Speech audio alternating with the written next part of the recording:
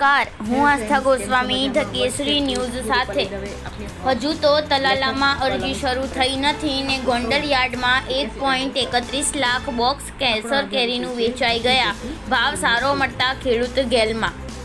આજે દેશમાં સોનાના ભાવમાં વધારો, દરેક શહેરમાં નવા ભાવ જોવા મળ્યા। છેલ્લી સિઝનમાં ઋષભ પંતે જ્યાં સ્ટેન્ડમાં બેસીને જોઈ હતી મેચ, હવે IPL 2024માં ત્યાં જ ફટકારી સિક્સર, સહેવાગ ધવનનો રેકોર્ડ તોડ્યો। ગૃહિણીઓ માટે ખુશીના સમાચાર, મસાલા અને જીરુના ભાવમાં 30% ઘટાડો।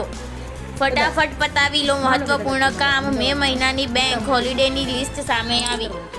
બોર્ડની પરીક્ષા સમિતિએ બેઠક યોજવા ચૂંટણી પંચે મંજૂરી આપી। ચૂંટણી પછી ધોરણ 10 અને 12 પરિણામ જાહેર થાય એવી શક્યતા।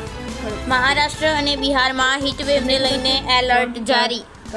જમશેદપુરની સ્વાતિ શર્માએ UPSC એક્ઝામમાં હાંસલ કર્યો 17મો રેન્ક, ત્રીજા પ્રયાસમાં મેળવી શાનદાર સફળતા। 20ના કિલો મળતા બટેકા કેમ થયા 40ના? બટાકાના ભાવમાં વધારો જોવા મળ્યો।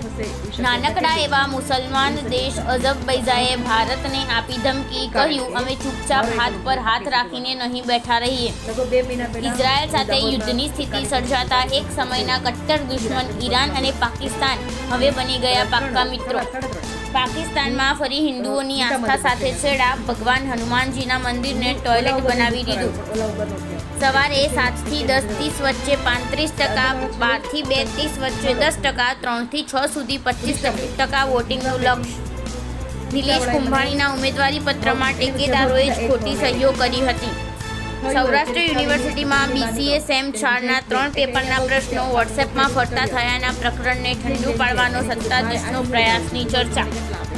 અમદાવાદ, વડોદરા, સુરત વચ્ચે 220 કિમી ટ્રેન ટ્રેક પર, અકસ્માતો રોકવા 165 કરોડનું કવચ। રોકડ, સોનું ચાંદી, દારૂ સહિતની જપ્તી કરતી પોલીસ, પશ્ચિમમાંથી સૌથી વધુ મુદ્દામાલ કબજે કરાયો। અડધું સુરત, નવસારી, બારડોલી લોકસભામાં આવે છે। પોરબંદરની ભાવસીજી સરકારી હોસ્પિટલમાં દાખલ દર્દીઓને સવારે નાસ્તો અને બપોરે તેમજ સાંજે ફૂડ ડીશ જમવાનું મળશે। છોટાઉદેપુર જિલ્લા કલેક્ટર ડોક્ટર અનિલ ધામેલિયાએ માં નર્મદાની ઉત્તર વહીની પંચકોશી પરિક્રમા પૂર્ણ કરી। વિશે કોઈ માહિતી પ્રાપ્ત કરી મેં કીધું ના, માહિતી પ્રાપ્ત કરવાની શું જરૂર છે? રિક્ષાવાળો છે એ તો તરત થઈ જશે મને ના। તમને ખબર છે આ રિક્ષાવાળો છે એ બે દિવસ પહેલાં જેલની અંદર હતો। એને સજા થઈ છે। એની રિક્ષામાં મુસાફરોને બેસાડી અને એનો માલસામાન લૂંટીને ખૂન કરેલું। હું ડરી ગઈ ખરેખર।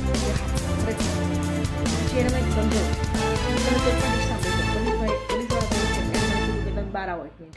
મને બહાર આવી એટલે મને સમજાવ્યું કે આગળના રિક્ષાની આગળ એક બારકોડ હોય છે। એટલે કોઈ પણ રિક્ષાવાળાની પ્રાપ્ત કરી હોય ને તો સિમ્પલ અને સાદું તમે સમજવું હોય તો હું તમને સમજાવું। તમે 3 વાગે આવો, 4 વાગે આવો કે 2 વાગે, એનો કોઈ મતલબ નથી। તમે ત્યારે તમે આવો, કારણ કે બસ તમે જ્યારે પહોંચાડી ત્યારે તમે આવવાના છો।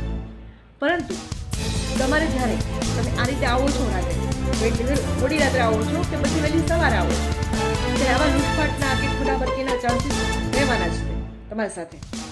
પરંતુ આ ચાન્સથી બચવા માટે મને જે પોલીસ ભાઈ છે એને સમજાવ્યું એ પ્રમાણે હું તમને સમજાવું છું। એણે મને શું સમજાવ્યું? એણે મને કીધું કે મેડમ તમારે શું કરવાનું કે કોઈ પણ સમયે તમે આવો, તમે રિક્ષામાં સવારી કરો કે રિક્ષામાં મુસાફરી કરો તો એક સમજો કે રિક્ષાની આગળ એક બારકોડ હોય, જે બારકોડ હોય છે ને એને બારકોડને સ્કેન કરશો ને, તમારા બધા પાસે ત્યાં સ્માર્ટ મોબાઈલ તો કેવી છે, આ સ્માર્ટ મોબાઈલથી એ બારકોડને તમે સ્કેન કરો। બારકોડને તમે સ્કેન કરશો એટલે રિક્ષાનું નામ, નંબર, એની બધી માહિતીઓ તમને પ્રાપ્ત થઈ જશે। એ માહિતીઓ પ્રાપ્ત કરીને પછી જ તમે રિક્ષામાં બેસો। મીટર 3 થી 4નો સમય કે રાતના 2 થી 3નો સમય એ કોઈ પણ મુસાફર માટે, ગીતા મંદિર હોય કે રેલવે સ્ટેશન, કોઈ પણ મુસાફર માટે એના જીવન માટે એનું જોખમ છે, એટલે એની સમસ્યા થશે। લૂંટફાટ કે પછી નાની મોટી ચીજ તમારે અને કંઈ પણ થઈ શકે, તમને ખબર નથી। તમારા માટે આ ખૂબ જરૂરી છે।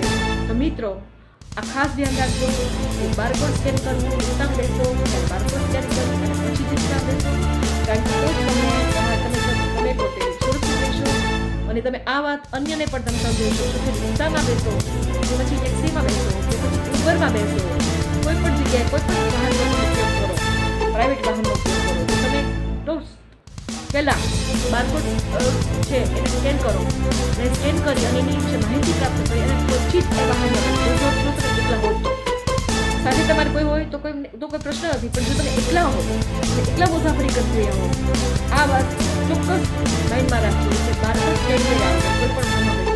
પૂરું કરી દઉં કેસી ટાઈમ્સમાંથી આપ સૌની રજા માગું છું.